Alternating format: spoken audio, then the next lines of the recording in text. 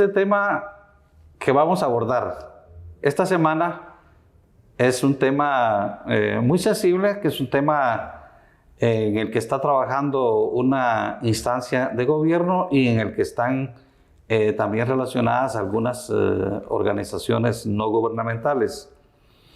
Se trata de nuestra invitada de hoy, que es una persona que representa a la Secretaría contra la Violencia Sexual, Explotación y Trata de Personas. Se trata de la licenciada Mayra Contreras. Bienvenida, licenciada, a este programa. Mucho gusto, sí, mi nombre es Mirna Contreras. Mirna Contreras. Pues muy agradecida por estar en este espacio, Byron. La verdad es que sí, es un tema muy sensible. Estamos hablando de 3 delitos muy puntuales, pues que se encuentran en el decreto 09-2009, si me lo permites, que es la ley contra los delitos de violencia sexual, explotación y trata. Muchísimas gracias también a Fundación Sobrevivientes y al Programa de las Naciones Unidas para la Infancia, que estamos teniendo esos acuerdos, esas actividades en contra de los delitos ya mencionados. Empecemos por describir un poco en qué consisten esos delitos, esos 3 delitos que usted menciona. Muy bien. La Secretaría contra la Violencia Sexual, Explotación y Trata de Personas está adscrita a la Vicepresidencia de la República. Nace de acuerdo a este decreto, el 9-2009, y hace énfasis en las estadísticas que nos están reflejando que el fenómeno va en aumento. ¿Cuál fenómeno? Violencia sexual, explotación y trata de personas. En el momento en que la población empieza a escucharlos, nuestra función como SBET es orientar, no solo orientar, estamos informando, estamos formando y en el mejor de los casos pues que se empodere esta cultura de denuncia, porque hay mucho silencio. Pueden suceder algunos eventos, pero hay silencio. ¿Por qué no hablamos un poco de violencia sexual? ¿Cómo es este fenómeno? Me parece excelente, Byron. Pues es un delito y además de ser un delito, es una emergencia médica y casi no lo visualizan. Siempre miran el lado jurídico porque tiene que haber una persecución penal, pero en el momento en que se realiza el acto de violencia sexual, es una emergencia médica. ¿De qué estamos hablando? De que no tengo que esperar ni 2 horas, ni 24 horas, ni 72 horas. En ese momento, la víctima debe de buscar una clínica de atención a la víctima que es sobreviviente del delito de violencia sexual, que te quiero contar que tiene 5 tipos penales. Eso es lo interesante. ¿Cuáles son? ¿Cuáles son los 5 tipos penales? Bueno, hablemos un poquito de la ley, ¿verdad? Hoy voy a mostrar esta ley, la Ley contra la Violencia Sexual, Explotación y Trata de Personas, decreto 09-2009, que en su artículo número 28 habla de la violación. Muchos jóvenes, porque SBET tiene ese privilegio, ¿verdad?, de ir a toda la población, niños, niñas, adolescentes. Entonces, en esta oportunidad vamos a hablar de los niños, niñas y adolescentes. Tenemos ese acercamiento con esta población tan vulnerable, tan vulnerable. Vienen y nos dicen, mire, ¿por qué? ¿Cuál es la diferencia entre una violación y una agresión sexual? Tenemos que explicar. Hablamos de las partes del cuerpo, porque dependiendo de la edad cronológica se tiene que explicar, ¿verdad?, que se debe de cuidar el cuerpo, que solo una persona de tu entera confianza puede tocar tu cuerpo, y entre ese proceso cronológico llegamos a los adolescentes. Entonces ellos tienen cierta confusión entre la agresión sexual y la violación. La diferencia es la siguiente: todo aquel tocamiento, todo aquel rozamiento, toda aquella insinuación de contenido erótico y sexual es una agresión sexual, que es el artículo número 29 de la ley BET. Ahora le llamaré la ley BET para hacer más corto el nombre. En el caso de la violación, es la penetración por 3 vías señaladas. Yo sé que es un poquito fuerte, pero las 3 vías son bucal, vaginal y anal. Los chicos se me quedan viendo, le digo, este se llama mano y nadie se escandaliza cuando yo digo mano. Entonces son estas 3 vías. Por favor, chicos, no pueden introducir ningún objeto ni ninguna parte del cuerpo. ¿Entienden ellos cuál es el delito de violación? porque tenemos que hablar de educación sexual. Alguien tiene que hacerlo. Comprenden ellos la agresión sexual, la violación, y después ya vamos contemplando el delito de exhibicionismo sexual, que se da mucho en los centros educativos, en las cercanías de los centros educativos. Vamos a ver, en el primer caso no son solo niñas, sino también niños, supongo. Así es. ¿Verdad? Pero socialmente se ve más reflejado en niñas y adolescentes por el tema de los embarazos. Mientras que en el tema de los niños hay mucho silencio. Hay mucho silencio. No se puede ver reflejado. Pero muy, muy interesante el punto, Byron. Gracias. Sí, porque se da mucho el caso de niños varones que pueden ser agredidos sexualmente. Así es. ¿Verdad? En las escuelas, en los hogares inclusive. Interesante, porque el lugar que debería de dar protección y abrigo y seguridad a los niños es uno de los lugares violentadores. ¿Por qué lo digo? Porque de acuerdo a esas estadísticas que te estoy contando, el 76% de los delitos de violencia sexual se dan o con una persona conocida o con alguien del entorno familiar o comunitario. Y un 24% es desconocido. Esas son las estadísticas que se han mantenido. Usted iba por el punto del exhibicionismo sexual. Volvemos al exhibicionismo sexual. Hay cierta práctica de algunas personas que se acercan a algunos centros educativos porque no encontraron un baño y es un lugar donde consideran que pueden sacar los fluidos. Pero lo hacen cerca de los centros educativos y voltean cuando vienen adolescentes, niños, niñas. Y esa práctica, quiero contarles de que debe dejarse de hacer. Los niños, niñas y adolescentes no tienen que aprender educación sexual o visualizar el cuerpo, cierta parte del cuerpo de las personas de esa manera. Para eso hay un lugar específico. Yo sé que esto es algo cultural, yo lo comprendo, pero también debemos de sensibilizarnos en el tema de que hay niños, hay niñas, hay adolescentes, entonces no debe de hacerse. ¿Por qué? Porque es un delito. El exhibicionismo sexual es un delito de acuerdo al artículo 32 de la Ley BET. Esto es muy importante decirlo porque este tipo de exhibicionismo es muy común y se da en toda clase de personas.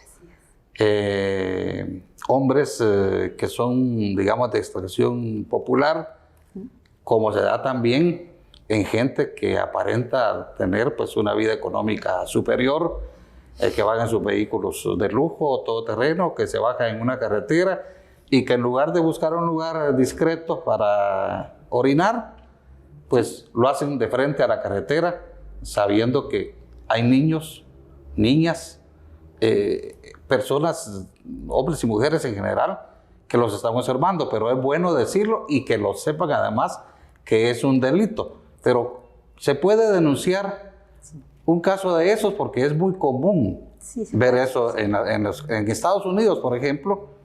Yo le voy a contar un caso. Nosotros nos detuvimos en la carretera una vez a orinar y éramos 4 guatemaltecos, varones los 4. Y no le digo que lo hicimos delante de los vehículos que iban y venían, lo hicimos a la orilla de la carretera, pero pasó una patrulla y la patrulla nos dijo que eso era prohibido y nos emitió un ticket para pagarlo en el siguiente pueblo al que íbamos a llegar. No fue cosa que nos dejó el ticket, sino que se llevó a uno de nosotros a que pagara esa multa al lugar más cercano donde debían pagarlo. Entonces, eso que es muy común aquí, pero es bueno que lo sepa la gente, que lo sepan los varones de toda clase social, que es un delito. Que lo puedan denunciar, eso es otra cosa, ¿verdad? Sí se ha denunciado. ¿Con fotos se puede hacer? Sí, por lo regular hay muchos medios de prueba, ¿verdad? Porque también eso tiene que llevarse a una autoridad competente, pero de momento le recomiendo a las personas, no importando el género, que tengan ese cuidado, ¿verdad? Claro. Es una situación cultural y yo creo que sí lo podemos hacer. Es la decisión de cada quien. Claro. Bueno, exhibicionismo sexual. ¿Y qué más? Pues como podemos visualizar en otro lugar, está la violación a la intimidad sexual. Este es un tema candente. ¿Por qué lo llamo candente? Derivado de esto, la licenciada Sandy Recinos, nuestra señora secretaria, quien manda muchos saludos al canal, al cable, tuvo la iniciativa de tomar información, ir al Congreso el año pasado y pues ahora, hoy por hoy, tenemos el decreto 11-2022. Claro que hubieron muchas personas que acompañaron este proceso, pero SBET estaba a la vanguardia diciendo hay ciberdelitos que eran considerados figuras técnicas. No sé si ustedes han escuchado el grooming, sexting y sextortion. Bueno, estas figuras técnicas, 3 de ellas, 2 ya son ciberdelitos. Claro que eso sería para otra presentación. Pero dentro de la violación a la intimidad sexual, que está muy vinculada con los dispositivos inteligentes, pues ahí podemos ver que también se visualiza el delito de violencia sexual, explotación y trata. Entre otros. Bueno, estamos hablando del segundo aspecto de la SBET, que es la explotación, o que... El segundo delito es la explotación y la trata de personas, pero el énfasis del día de hoy es violencia sexual. Violencia sexual. Así es. Bueno, ¿y cuáles han sido los resultados que ustedes tienen del trabajo que hace la SBET? Interesante pregunta. SBET es un ente que está socializando, está informando, está formando acerca de los delitos. Trabajamos la línea de prevención. Esa es una de las líneas más importantes, porque no se puede deducir ignorancia de la ley, ¿verdad? Entonces, una vez estemos conociendo esa normativa específica, porque está el Código Penal, pero esta ley específica habla de estos 3 delitos para que la gente los conozca y, muy importante, empecemos a considerar o acariciar la cultura de denuncia. Hay mucho silencio, lo que tú decías, ¿verdad? Los secretitos que más adelante las otras compañeras pues pueden ampliar a esto, ¿verdad? Cuando hay un delito de violencia sexual, entiéndase violación o agresión sexual, por lo regular, el adulto le dice, este es nuestro secretito. Y el niño tiene miedo, niño o niña, un adolescente incluso tiene miedo y continúa esa agresión, ese abuso. Y conforme pasa el tiempo, viene la fase en donde son descubiertos o la víctima, rompe en silencio. Y en ese momento es cuando todo se sabe, por eso le dicen, hay que creerle a los niños. Cuando un niño le hable que pasa una situación de índole sexual, hay que creerle, hay que investigarle. Sí, que el esposo es el proveedor, comprendo, porque aquí entramos ya a la situación económica y cultural, pero también debemos de garantizar los derechos de los niños, niñas y adolescentes. Y cuando se guardan esos secretitos, hay muchos vejámenes. Ahora, la denuncia a veces es un poco difícil que la víctima la pueda hacer, sobre todo cuando son menores de edad. Claro. No sé si ustedes trabajan en las escuelas, Sí. pero las escuelas es un lugar común cuando hablamos de abusos, Así es. ¿verdad? Se sabe de casos incluso de maestros que hacen ganar o les presionan, amenazan a las alumnas, a las muchachas, con hacerles ganar en los exámenes a condición de que se vayan con ellos, que se acuesten con ellos. Y eso es un caso grave, pero se da constantemente. Maestros irresponsables que actúan de esa manera. En la escuela es un lugar pues muy arriesgado para jovencitas. Hablamos del primer lugar de protección y abrigo, ¿verdad? La primera infancia, y después vamos a un lugar sociable, que es donde los chicos esperemos que aprendan sus primeras letras y después se vayan formando, pero lo que tú dices, Byron, es cierto también. Lamentablemente podemos hablar de pedófilos y pederastas. Siempre me dicen, ¿y cuál es la diferencia entre un pedófilo y un pederasta? Yo creo que ese es un momento oportuno. El pedófilo es aquel adulto que tiene fantasías sexuales con niños, niñas y adolescentes. El pederasta tiene fantasías sexuales, pero toma un siguiente paso. Es un agresor, es un violentador, es un violador, cuando ya toma ese paso, deja la fantasía y entonces vive esa realidad con niños, niñas y adolescentes. Sí, y de esos casos se dan no solo en los hogares ni en las escuelas, sino también en las iglesias. Y en Internet. Recordemos los miles de casos que fueron pues, hechos públicos desde hace algunos años en diversos países del mundo, donde los sacerdotes pues, habían tenido prácticas, abusos sexuales con menores de edad, e inclusive casos de donde llegaban a la adultez. Y cuando llegaban solo cuando llegaban a la adultez, era cuando ellos estaban en condiciones de poder denunciar los abusos que se habían cometido con ellos en la etapa infantil. Tema muy candente. Nos tomaríamos otras 2 horas. Sí, en todo ámbito podemos reconocer que hay personas que son pedófilos o pederastas. En Internet se pueden identificar por medio de algunos logos. Lamentablemente se identifican con que les gusta la primera infancia. Esto es muy doloroso. Niños, niñas, adolescentes. Hay que tener mucho cuidado en el Internet. ¿Por qué lo digo? Porque los chicos vienen y accesan. Ellos quieren tener muchos amigos. Entonces vienen y amigo, acepto amigo, y nosotros que tenemos ese contacto con niños, niñas, adolescentes en las escuelas, le digo, no tengas confianza del amigo que tú aceptaste, puede ser un perfil falso, y que empiece a jugar contigo para granjearse la confianza y después te pida cierta captura o cierta imagen de contenido erótico y sexual. Y eso empieza como un juego para los chicos.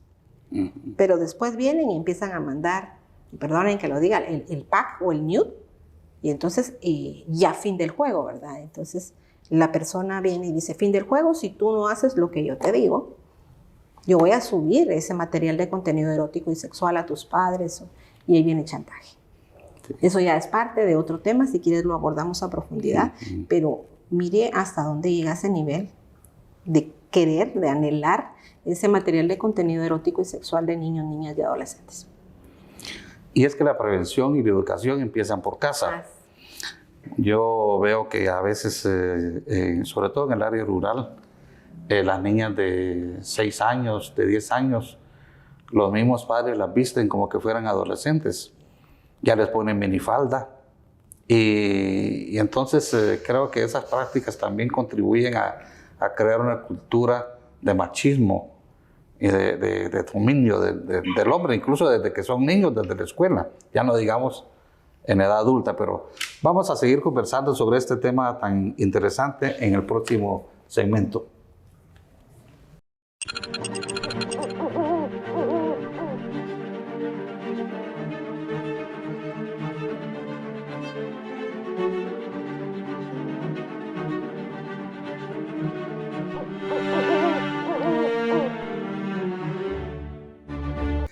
El programa de esta semana está dividido en 2 partes. En el primer segmento estuvimos conversando con la representante de la Secretaría de Violencia Sexual, Explotación y Trata, ¿verdad? Exacto. A mí no cuesta que se me quede un poco el nombre de la institución. Pero conversamos con Mirna Contreras sobre el tema de aspectos de la violencia sexual y otros temas relacionados que tienen que ver con la problemática de niñez y adolescencia. Y en esta segunda parte tenemos ahora a 2 invitadas con quienes vamos a abordar la misma temática, pero desde la perspectiva de la actividad que ellos realizan al frente de la Fundación Sobrevivientes. Y estamos hablando de Meliné Caal y de Janet Reyes, que son las invitadas a esta segunda parte del programa. Quisiéramos saber la cobertura, la temática que ustedes tienen respecto del tema que estamos abordando. De acuerdo. Voy a empezar contando que a raíz de la situación de violencia sexual hacia niñas, niños, adolescentes y mujeres, surge el proyecto de protección integral. Hay datos que muestran que hay 4 departamentos donde hay más casos de niñas embarazadas de 14 años y además más casos de violencia sexual. Estos son Guatemala, Alta Verapaz, Escuintla y Baja Verapaz.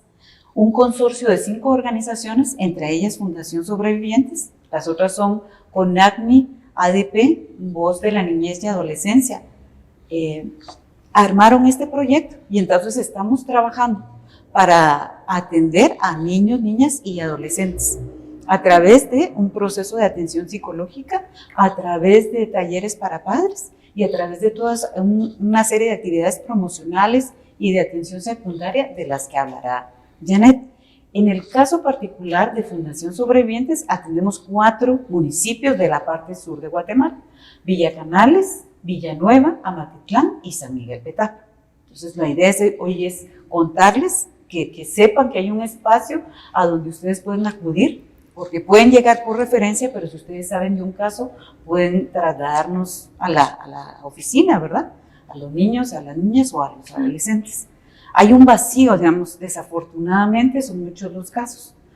Y la atención es mínima, o más bien el Ministerio Público y el Ministerio de Salud Pública y Asistencia Social no se da abasto para atender los casos. Entonces la idea es ser un soporte y dar esa atención. Bueno, hay que señalar que este tema de los embarazos tempranos es un tema nacional, es un problema nacional. Se sabe de estadísticas que son preocupantes, alrededor de entre 60 y 70 mil embarazos por año en adolescentes, niñas y adolescentes hasta de los 19 años, según tengo entendido. Pero es interesante que ustedes estén trabajando con otras entidades este tema. ¿Y cuál ha sido la experiencia de ustedes porque son como municipios donde ustedes están focalizadas, ¿verdad? Atendemos 4 municipios, aunque nuestra oficina está en San Miguel Petapa, ahí está ubicada. Es a través de los promotores, conformamos un equipo de psicólogas, están los promotores y facilitadores. Hay una parte de atención primaria donde se define hacia dónde va el caso, se toman datos generales y pues está la coordinación en mi caso, ¿verdad? ¿Por qué escogieron estos municipios? Porque, ¿hay alguna razón? Sí, son los que tienen más casos de violencia sexual, son los reportes, de los departamentos que mencioné, se priorizaron los municipios que tienen mayores casos registrados de violencia sexual y de niñas embarazadas, porque me hablaba de los casos, ¿verdad? No tengo el dato y eso lo tenía, bueno, no importa el dato de San Miguel Petapa, es importante decir que entre enero y mayo de este año se reportaron 1.335 casos de abuso en niños, niñas y adolescentes. Se habla de que el riesgo está en el caso de las mujeres entre los 10 y los 14 años y en el caso de los niños entre 5 y 9 años. Estos datos son del boletín epidemiológico que CONACMI, una de las organizaciones socias, reporta cada mes. Y son estos municipios porque son los que más representan casos. En el trabajo que han hecho con contacto con organizaciones, las escuelas nos dicen, miren, vengan a trabajar porque aquí ya hemos tenido casos. Y no solo uno, sino varios. Entonces son puntos importantes para trabajar. ¿Estas son escuelas públicas? Escuelas públicas. En colegios no han observado mucho. No nos hemos enfocado y si quieres, Janet es una de las promotoras, si quieres tú. Sí, nuestro trabajo en prevención, servicios de promoción y servicios de prevención a la niñez y adolescencia se enfoca a todas las instituciones o las organizaciones que cuentan con niñez y adolescencia. Nosotros podemos abarcar todo en esta área, en los diferentes municipios que ya se había comentado. Nosotros enfocamos en los centros educativos, pues mayormente se dan servicios de prevención a las escuelas públicas porque cuentan con mayor índice de violencia. En un centro educativo también de colegios, si se nos hace la solicitud, también nosotros accedemos. El servicio está hacia la demanda de toda la población y también a los diferentes municipios. Ahora, este dato que usted daba de enero a mayo.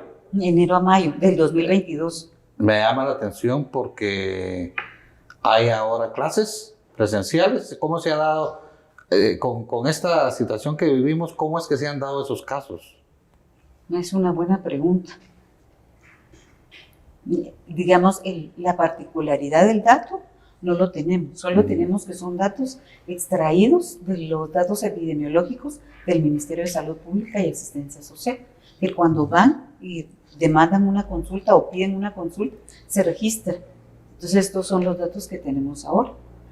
Bien decía antes la licenciada Mirna que no siempre se da, es decir, no todo se da en un contexto escolarizado, se dan en las escuelas, pero la problemática está en la familia, desafortunadamente. La familia nuclear o la familia cercana está implicada en los casos de abuso sexual. Sí, con Mirna hablábamos de que estos casos se dan también en iglesias. Exacto. Y por supuesto, pues en los propios hogares, ¿verdad? De padres, de hermanos, de tíos, ¿verdad? ¿Y cuál es el tipo de trabajo que hacen ustedes? Los servicios que la oficina brinda a la población van desde la atención psicológica, la asesoría legal, que en estos casos, casos de familia o diferentes tipos de casos que se puedan reportar, y también desde nuestro punto, en el equipo de promoción, nosotros realizamos también la prevención que se da en las diferentes instituciones, enfocadas en las diferentes líneas. Nosotros estamos en niñez y adolescencia a manera individual, que son las terapias psicológicas, está de manera grupal, que ya es la intervención de prevención que nosotros realizamos ya con los niños. Nosotros nos vamos a las escuelas, a diferentes grupos donde están focalizados estos grupos, y nosotros damos esas capacitaciones. Las capacitaciones se enfocan a los niños de 6 a 17 años, y las terapias psicológicas están dirigidas a niñez y adolescencia de 7 a 17 años. También se dan en otras funciones nuestro servicio también de capacitación a los funcionarios públicos, líderes comunitarios, como usted decía. Esta violencia no solo repercute a nivel familiar, también se puede dar a nivel comunitario, se puede dar en diferentes instituciones, como lo comentaba usted, en escuelas públicas. Estamos en un factor de riesgo para la niñez y adolescencia. Los niños están muy vulnerables a tantas situaciones, y toda esa violencia se puede dar en diferentes situaciones. ¿Podemos hablar de algún caso típico? No con datos, ¿verdad? De la persona que lo haya hecho o que haya sufrido un vejamen sexual, pero hablemos de un caso típico de cómo ocurrió, si hubo algún encauzamiento legal y de denuncia. ¿Hay algún caso que nos pueda ilustrar un poco sobre el conjunto, digamos, de personas que ustedes apoyan, pero que realmente sea un caso que ustedes les haya llamado la atención? Hay algunos casos. Uno de ellos es una jovencita que fue abusada por su padrastro. Nosotros acompañamos en este momento. Ella no llegó antes, y bueno, hay que decir que el proyecto empezó recién en julio de este año, y vamos a estar hasta abril del 2023. Entonces, en estas primeras coordinaciones que se hicieron con otras instituciones, nos refirieron. Uno es este caso. ¿Qué pasa con este caso? Nosotros no estuvimos en la parte de denuncia, lograron denunciar. La niña habló de la situación, porque otra cosa que pasa es que se calla, ¿verdad? Un mecanismo de defensa es que nos paralizamos ante una situación de abuso, de violencia, porque es se agrede la intimidad, la dignidad de la persona, y tiene la implicación que es de alguien en quien se confía, un padre, un padrastro que funge la función de padre. Esta niña fue agredida por el padrastro, logró hablar, el padrastro fue denunciado, se logró capturar, está en prisión y ahora el punto es que está a salir en los próximos meses. Entonces ahora la situación, porque eso pasa, resulta que la niña agredida es al final la que es doblemente, y por eso es tan importante hablar del tema y saber que hay un espacio aquí para ser atendidos.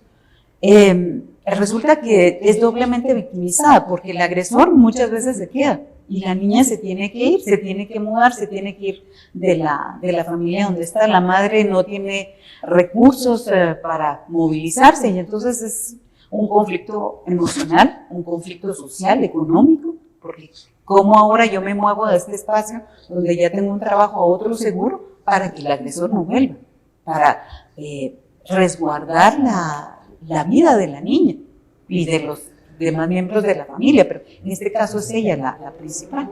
Entonces ahora se está dando el acompañamiento para fortalecer y para ver las vías en que ella pueda seguir sin ese temor, porque ese es el problema.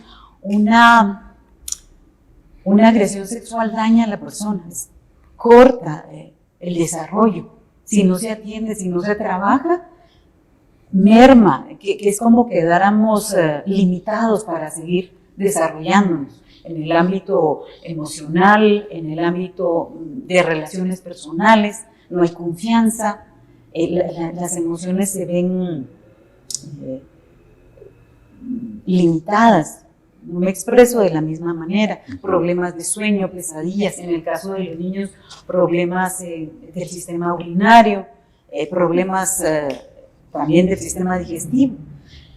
Entonces es acompañar a la niña para que fortalecer su red de apoyo, fortalecerla a ella, retomar, lo que queremos es que ella retome el control otra vez, se sienta ella en control de sus circunstancias, de su vida, y no sienta que hay una fuerza más grande frente a la que no tiene poder, y entonces, ¿qué puedo hacer? El miedo me consume, no, estamos trabajando en eso, ese es un caso, estamos trabajando en eso, para que salga el Señor, ella va a poder o quedarse ahí y tener la fuerza, o moverse a otro lugar con la mamá, porque en la clínica también atendemos a los papás.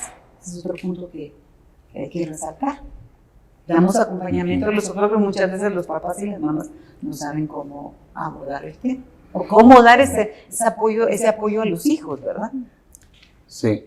Esa circunstancia también se da mucho en Guatemala, que es que, no tengo a la mano los datos, pero es un muy bajo porcentaje de casos que llegan a sentencia.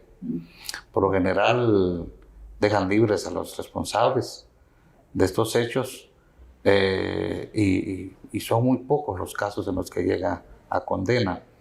Y eso es lo decepcionante del sistema de justicia que tenemos en Guatemala y cómo esta problemática, a pesar de ser tan aguda, a pesar de ser tan grave, pues no es atendida como se debe ser, porque pues deberían ser ejemplares las sentencias, porque estamos hablando no de 10, 15, 20 o 100 casos, estamos hablando de embarazos a temprana edad, de más de 60,000 que se dan al año a nivel nacional.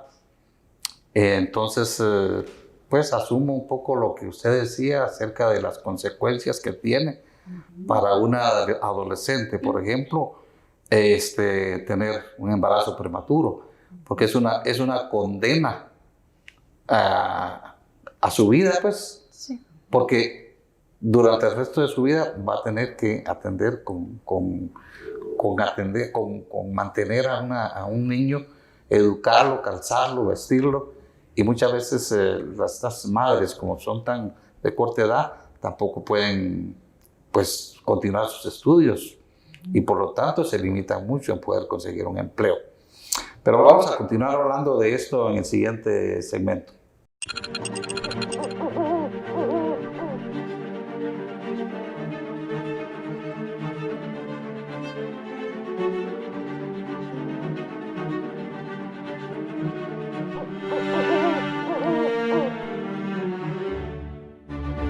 Continuamos en la conversación de este programa con Meliné Caal y Janet Reyes.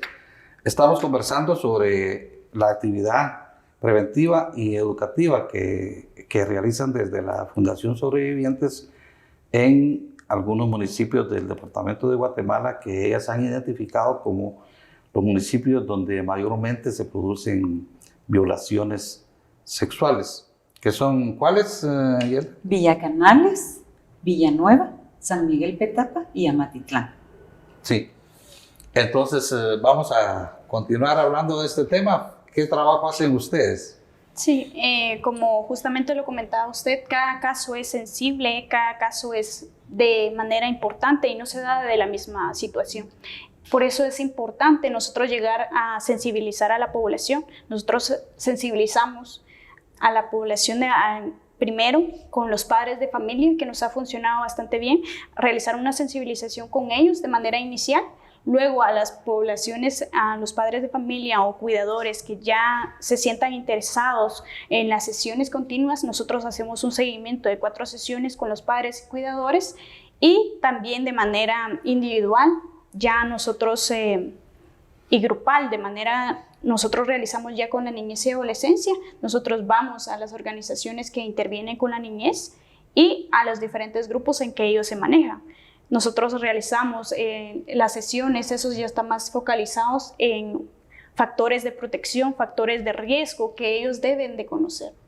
Los padres muchas veces naturalizan estas situaciones. La parte del secreto en la familia se da muchas veces. El guardar el secreto, no denunciar, esa es una parte que nosotros tenemos que evitar. Nosotros estamos acá para sensibilizar a la población y reducir el delito. También nosotros de manera ya integral, nosotros trabajamos con los funcionarios públicos, líderes comunitarios, para que ellos se fortalezcan con las capacidades que ellos ya tengan. Nosotros no venimos acá a imponer, sino que nosotros venimos a trabajar de manera conjunta con un objetivo en común, que es la reducción del delito. Esa reducción y el derecho que el niño tiene que tener a vivir libre de violencia, a vivir libre de violencia sexual. Nosotros estamos enfocándonos también en los medios de comunicación, como en esta oportunidad se nos brindó el espacio. Es los medios de comunicación que también tienen esa parte importante, un papel fundamental para nosotros acceder a la población que más lo necesita. Los servicios están para su disposición en la prevención, atención psicológica que usted puede acceder. Esa intervención que se puede acceder y está hasta abril del otro año.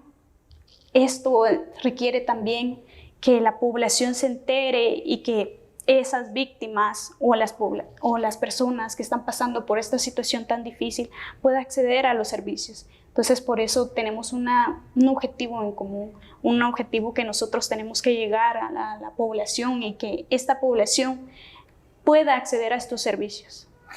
¿Y no ha habido resistencia? ¿Cuál ha sido la receptividad de los padres de familia, de los maestros, si han trabajado con maestras en la comunidad? ¿Cómo ha percibido la gente el trabajo de ustedes? Es muy difícil, no podemos generalizar en decir todos nos dieron la puerta de entrada para poder realizar prevenciones. No es así. En algunas situaciones nosotros llegamos y nos atienden de la mejor manera, nos dan ese espacio para poder dar.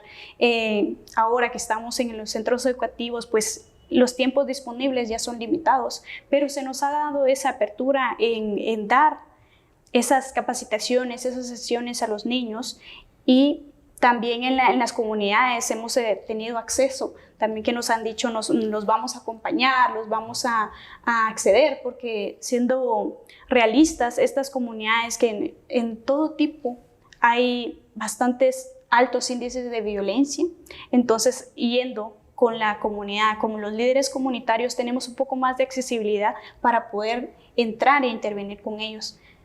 Sí hemos tenido resistencias, pero hemos estado en constante comunicación, negociación con ellos, y también hemos tenido esa recepción de los servicios para poder llegar a las comunidades. ¿Y por qué hasta abril termina su proyecto? Estas son las son más que todas las indicaciones de los donantes.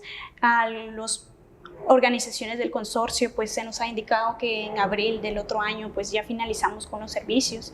Esto dependerá mayormente por las demandas que se tenga, ¿verdad?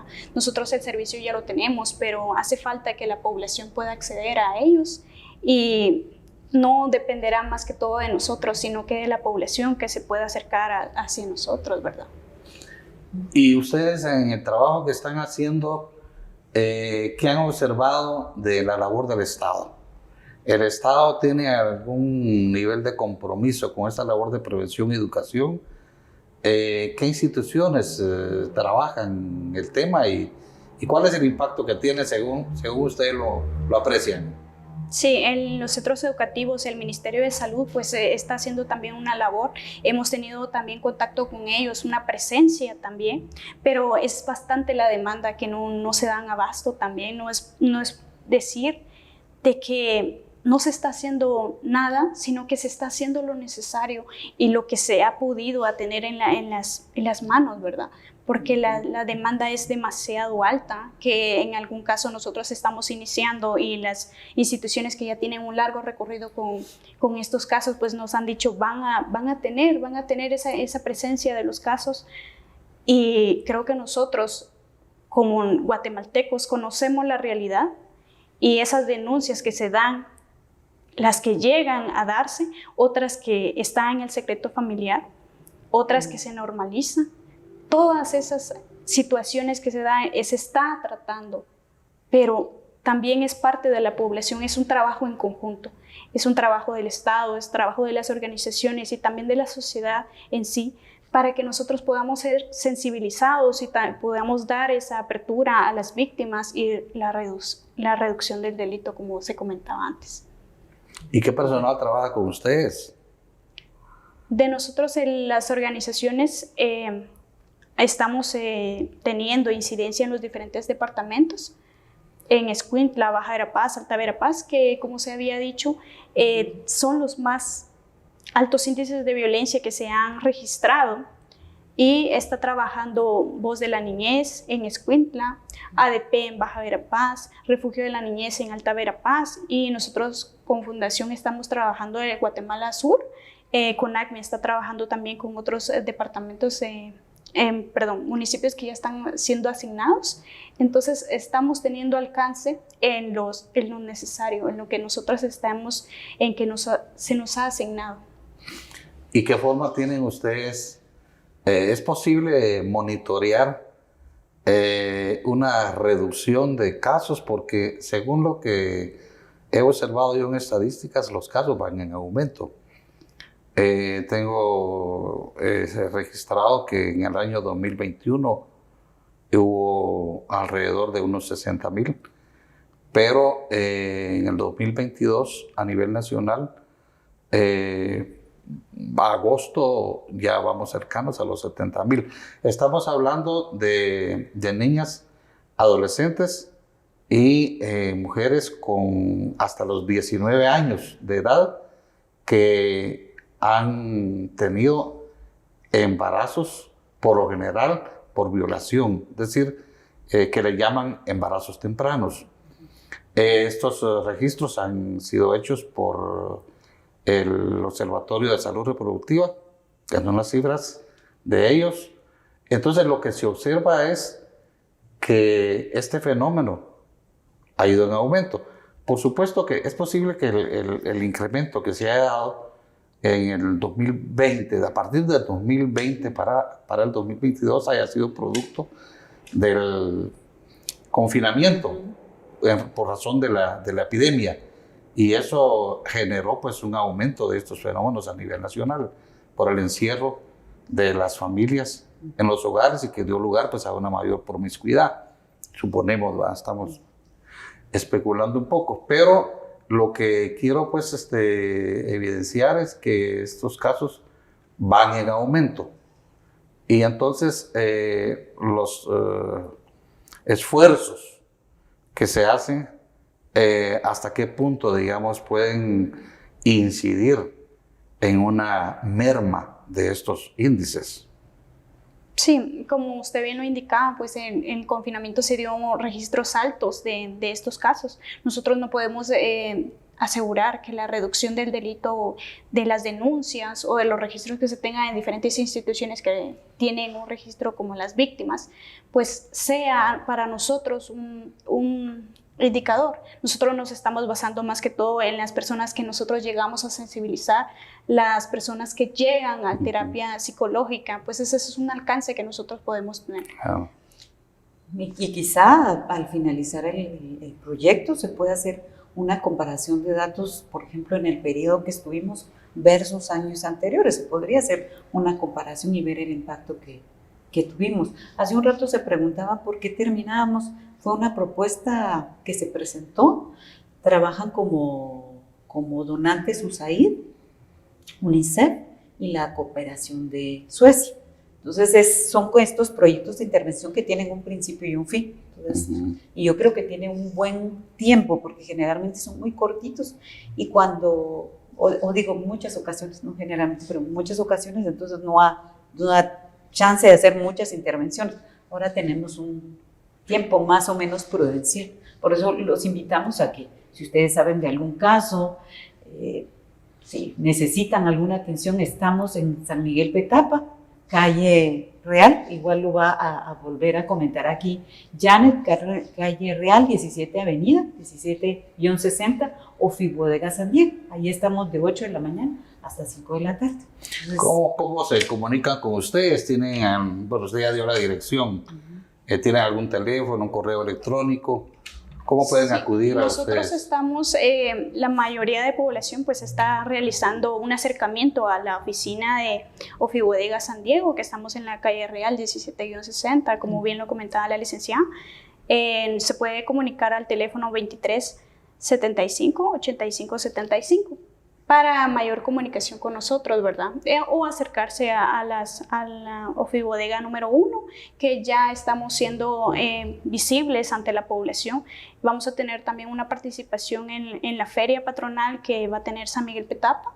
29 de septiembre nosotros vamos a estar haciendo promoción de nuestros servicios. Si usted quiere abocarse a nosotros, esa es una oportunidad para poder realizarlo.